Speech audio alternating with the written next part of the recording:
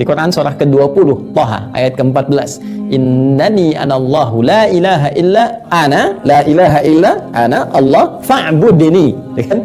Ya, sungguh saya Allah, kata Allah. Nggak ada Tuhan yang layak disembah, dipertuhankan kecuali saya. Kalau kamu sudah menyatakan saya Tuhan, maka buktikan fa'budni, sembah saya. Bagaimana cara menyembahnya? Teruskan ayatnya. Wa aqimis sholata li dzikri. Tunaikan salat untuk mengecek kamu ingat nggak dengan aku. Ya. Ya, makanya dijawab di Al-Anfal ayat yang kedua, ya, ketika surah Thaha ayat 14 mengatakan wa aqimis sholata li dzikri, dijawab di Al-Anfal innamal mu'minuna alladzina idza dzukirallahu wajilat qulubuhum. Makanya kalau orang-orang beriman sejati disebutkan nama Allah, baru disebutkan bergetar jiwanya. Oh, ini komitmen saya dengan Allah nih. Tiba panggilan salat, kan? Sudah tiba panggilan salat. Nah, itu kalau saat azan berkumandang ada getaran, itu standar keimanan kita. Menunjukkan iman kita masih ada dalam diri kita itu. Beriman kita. Tinggal pembuktiannya. Ya, pembuktiannya salat nggak?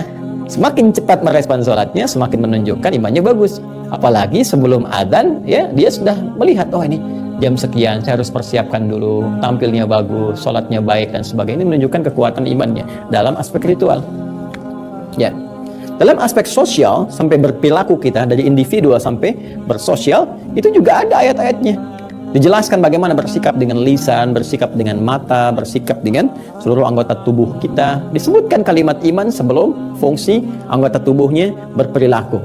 Ya, contoh yang paling populer yang sering saya berikan contohnya misalnya tentang mata misalnya.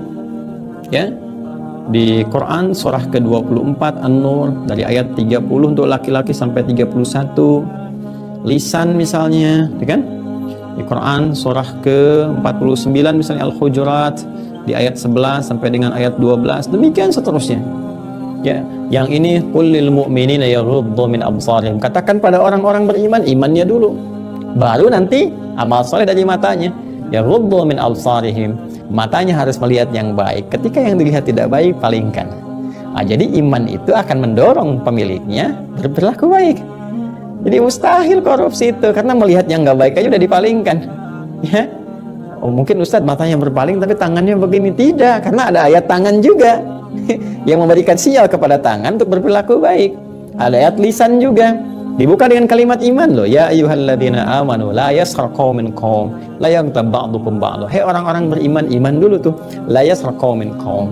Jangan saling mencela, ya, jangan bikin hoax, jangan bergosip dan sebagainya. Ini teman-teman sekalian. Jadi ini pembuktian iman.